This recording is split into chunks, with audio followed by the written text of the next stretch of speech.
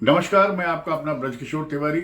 आज इस समय हम डिस्कशन करेंगे देश की जो विपक्षी पार्टी है उन्होंने एक बहुत बड़ा अलायंस बनाया था, उसका नाम इंडिया रख दिया। एक्चुअली इंडिया नहीं है ये, आखिरी ए से अलायंस आता है तो मतलब इंडिया अलायंस नाम रख दिया। वो अपने आप को इंडिया समझ के बड़े खुश हो रहे हैं। उनको लगता है कि साहब अगर हम हार गए तो देश शर्मिंदा होगा कि लो इंडिया हार गया। अरे बेवकूफ़ो, अगर कोई पाकिस्तानी आदमी अपना नाम नरेंद्र मोदी रख दे और उसको जनता सड़क पर मारे तो हम दुखी होंगे क्या कि नरेंद्र मोदी पिट गए? अरे भाई, नाम से कुछ नहीं होता, तुम्हें काम करना होगा। सबसे बड़ी बात यह है कि इन्होंने एक बड़ा कारनामा जो पिछले दिनों किया कि इन्होंने देश के 12 बड़े पत्रकारों को बैन कर दिया। इनकी जो 25-26 पार्टियां, उन्होंने सबने मिलकर ये तय किया कि हमारे जो भी प्रवक्ता हैं इन चैनल्स के, इन एंकरों के पास नहीं जाएंगे। और इन मूर्खों को ये नहीं मालूम कि यही एंकर पूरे देश में फेमस है। चुनाव के पहले अगर ये वहाँ पे जुड़े होते तो ये चाहे राम बोलते चाहे रहीम बोलते, कम से कम उनकी पब्लिसिटी तो होती रहती।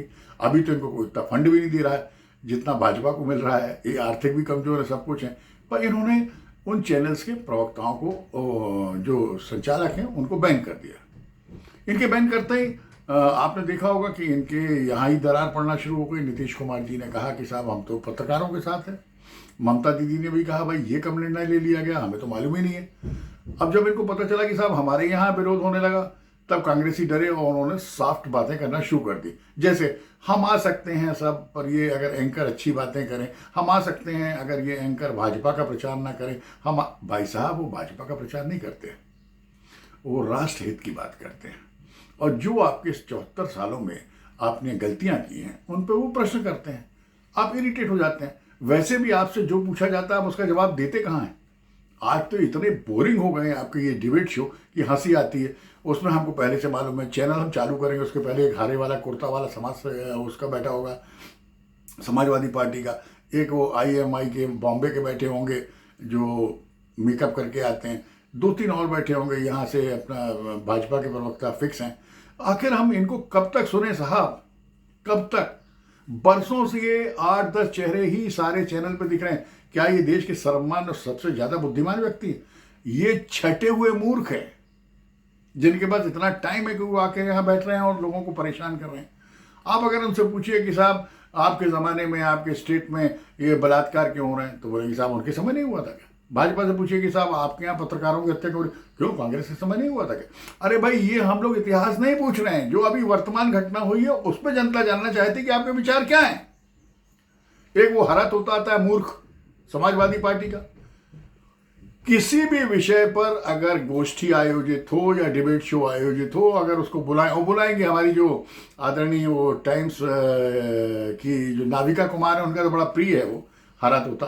उसको जब वो बुलाती हैं तो वो किसी भी विषय पर, उसको बता भी दिया जाता है कि आज इस विषय पर डिस्कशन, पर वो हर बार जैसे ही उसको माइक मिलेगा तो छोड़ता ही नहीं है माइक को। बस आप बेरोजगारी पे बात क्यों नहीं कर रहे, आप इस पर किसान पे बात क्यों नहीं कर रहे आप? अरे नालायक, मैथ्स के पीरियड में तू सोशल साइंस पढ़ेगा? अरे भाई, जिस चीज का पीरियड होगा उस पर ही डिस्कशन होगा ना। पर उसको एक सेंटेंस रटा के मुलायम सिंह के जो सुपुत्र हैं वो भेज देते हैं। उसका काम डिस्कशन करना नहीं है, उसका काम डिबेट को डिस्टर्ब करना है, क्योंकि उनके पास कुछ है ही नहीं। तो अल्लाह तो करेंगे ना साहब। एक अच्छी औरत अगर अच्छे सौंदर्य के कपड़े और सुंदर कपड़े पहन के निकलेगी, और जिसके पास नहीं है, अगर वो शांत औरत है तो वो चुपचाप उसकी तारीफ करेगी, और अगर वो जल कुकड़ी है तो नेचुरल है कि उसकी बुराइयां करेगी। तो ये आके बस यही करते हैं।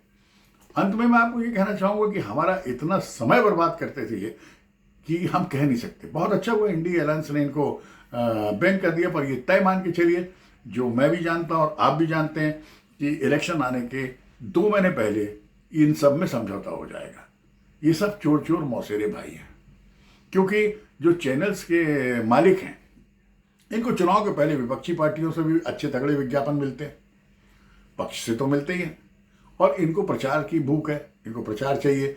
बात तो इन्हें बड़ी बड़ी कर दी, पर ये तय है कि बहुत जल्दी ये थूक के चाटेंगे और सभी चैनल्स पे दिखेंगे। हाँ, हल्का सा उसमें जो मिर्च का तड़का है हमारे एंकर कम कर देंगे, ताकि जब तक चुनाव है, जो इनका त्यौहार है, आपको तो वैसे भी मालूम है अखबारों का और चैनल्स का, ये दिवाली का फेस्टिवल होता है जब इलेक्शन आते हैं। इनको सारी पार्टियों से करोड़ों रुपए के विज्ञापन मिलते हैं, साल भर का माल इकट्ठा करके ये रख लेते हैं। जिस मन से चाहते हैं उस मन से ये विज्ञापन दरें लगाते हैं, और नेता इनको देते हैं, क्योंकि नेताओं को पीछे से ब्लैक मनी मिलती रहती है, वो यहाँ आगे बढ़ाते रहते हैं। इन सब के पीछे अगर आप ध्यान रखें तो मैं आपको फिर बोलूंगा, आपको मुझे जो बोलना हो वो बोल सकते हैं, आप फ्री हैं, क्योंकि मैं आपको सुना रहा हूं तो नेचुरल है कि आपको भी बोलने का हक है। मैं आपको फिर बता रहा हूं कि कितना भी प्रचार हो जाए, कितना भी संगठन बन जाए, आएगा मोदी ही। रीजन, क्योंकि हमसे ज्यादा समझदार हमारी युवा पीढ़ी है और युवाओं के वो आइकॉन है। मुझे बहुत अच्छे से मालूम है कि वो निस्वार्थ देशभक्त आदमी है और हमारे देश को एक स्ट्रिक्ट रूलर की भी जरूरत थी, एक स्ट्रिक्ट शासक की भी जरूरत थी, और वो स्ट्रिक्ट है और वो गया तो सर्वश्रेष्ठ और सर्वाधिक स्ट्रिक्ट योगी जी बैठे हैं आने को। देश का भविष्य अच्छा है।